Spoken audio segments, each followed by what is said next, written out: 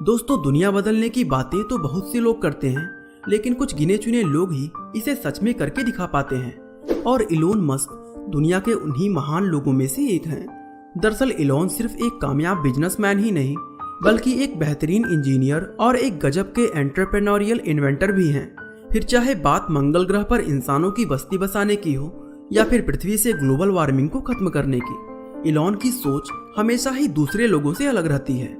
और आज की अगर बात करें तो इस समय वो दुनिया के सबसे अमीर इंसान होने के साथ ही दुनिया के सबसे कामयाब लोगों में शुमार किए जाते हैं। ऐसे में लोगों के मन में ये सवाल आता है कि आखिर इलोन हर एक फील्ड में इतने कामयाब कैसे होते हैं। असल में दोस्तों, इलोन का खुद का एक सक्सेस मंत्र है और आज की हमारी इस वीडियो में हम आपको इलोन के इसी सक्सेस मंत्र को समझाने की कोशिश करेंगे।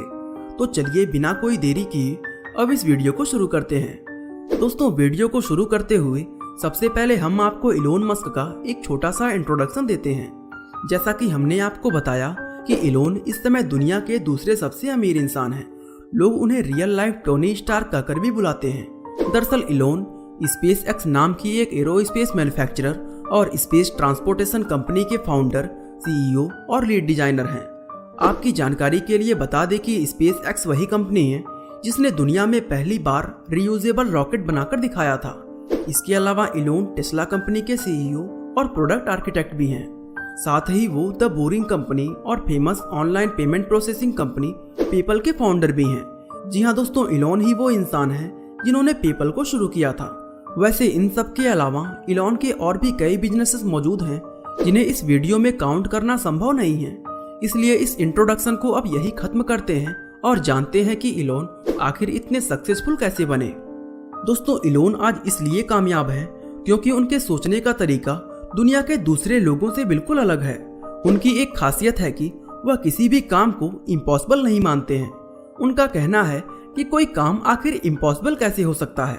वो प्रॉब्लम्स को तोड़ते हुए उस पॉइंट तक पहुंच जाते हैं जहां से वो काम नामुमकिन से मुमकिन नजर आने लग जाता है। आप खुद ही देख सकते हैं कि वो कोई रॉकेट साइंटिस्ट नहीं है और ना ही उनके पास एरोस्पेस की कोई डिग्री है, लेकिन फिर भी उन्होंने स्पेस एक्स जैसी इतनी बड़ी कंपनी को खड़ा कर दिया। इसके अलावा उनके पास ऑटोमोबाइल का कोई एक्सपीरियंस नहीं था, लेकिन फिर भी उन्होंने टेस्ला को दुनिया की सबसे बड़ी ऑटोमोबाइल कंपनियों में से एक बनाया। दोस्तों, ये सब इलोन इसलिए कर पाए क्योंकि उनके सोचने का तरीका दुनिया के मैक्सिमम इंसानों से पूरी तरह अलग है। इलोन मस्क के हिसाब से हम इंसान दो तरीकों से सोचते हैं। पहला तरीका वो होता है जिसको दुनिया के ज्यादातर इंसान अपनाते हैं। इसको एनालॉगी के नाम से जाना जाता है। दूसरा तरीका फर्स्ट प्रिंसिपल कहलाता है, जिसको दुनिया के बहुत कम लोग ही अपना पाते हैं। और जैसा कि आप समझ गए होंगे कि इलोन उन्हीं चुनिंदा लोगों में से एक हैं। तो चलिए दोस्तों, अब इन दोनों थिंकिंग मेथड्स के बारे में जानते हैं।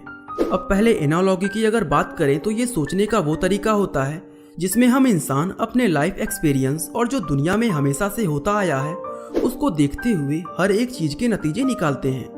इसको समझने के लिए हम इलोन के रीयूजेबल रॉकेट के आइडिया को ले सकते हैं। यानी अगर सेम आइडिया किसी ऐसे व्यक्ति के मन में आता जो एनालॉगी के मेथड से सोचता है, तो वो इस आइडिया पर कभी काम शुरू ही नहीं कर पाता, क्योंकि उसके दिमाग में सबसे पहले ये बात आती कि क्या दुनिया में अब तक किसी ने रीयूजेबल रॉकेट बनाया है। फिर वो ये सोचता कि अगर रीयूजेबल रॉकेट बनाए जा सकते हैं तो अभी तक नासा या दुनिया की दूसरी बड़ी स्पेस एजेंसी ने इसको क्यों नहीं बनाया।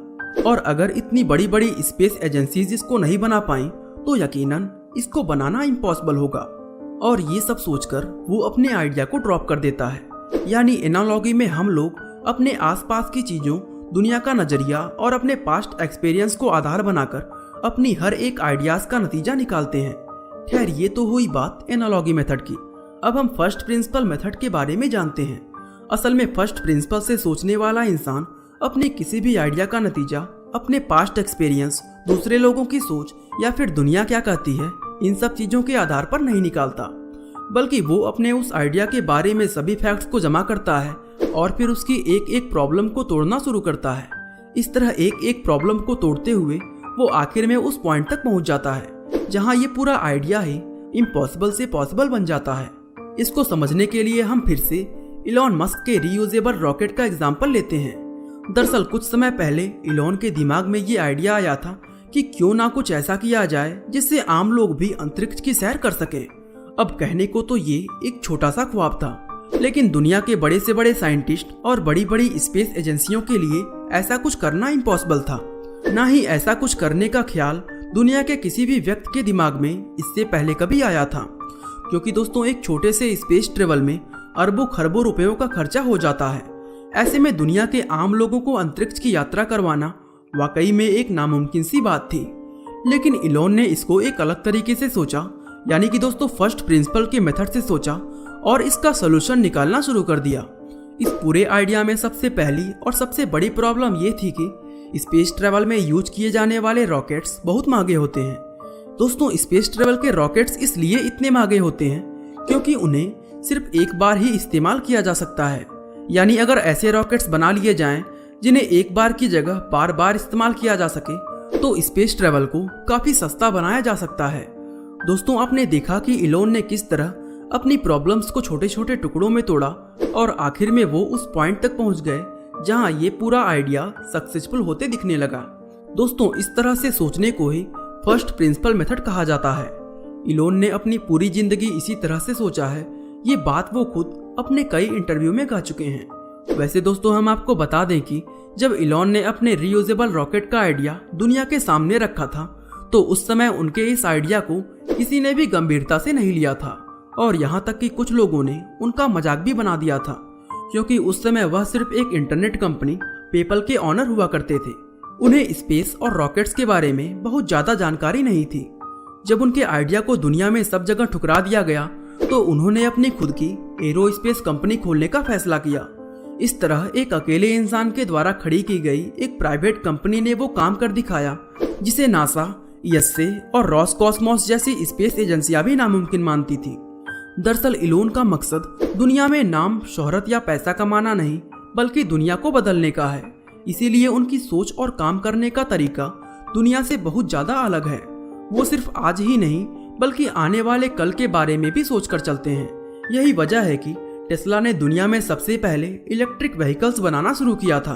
दोस्तों इलॉन इस बात को बहुत अच्छी तरह समझते हैं कि पृथ्वी पर फॉसिल फ्यूल के भंडार अनलिमिटेड नहीं हैं। आने वाले कल में ये फ्यूल दुनिया से पूरी तरह खत्म हो जाएंगे। इसलिए इंसानों को अभी से उस टेक्नोलॉजी पर काम करना शुरू कर देना चाहिए जिससे फॉसिल फ्यूल खत्म होने के बाद वाहनों और इंडस्ट्रीज की मशीनों को चलाया जा सके। और दोस्तों उन्होंने इसकी तैयारी भी शुरू कर दी है और अब उनकी देखा देखी दुनिया की दूसरी कंपनियों ने भी इलेक्ट्रिक व्हीकल्स बनाना शुरू कर दिया है। अब दुनिया भी ये मानने लगी है कि इलॉन जो भी करते हैं उसके पीछे हमेशा ही कोई बड़ा मकसद छिपा होता है। इलेक्ट्रिक व्हीकल्स को बनाने के पीछे इलॉन का एक मकसद ये भी है कि इसके जरिए ग्लोबल वार्मिंग को कम किया जा सकता है। दोस्तों हम आशा करते हैं कि इलॉन मस्क के ऊपर इस वीडियो को देखने के बाद आपको उनके बारे में कई जानकारियां मिल गई होंगी।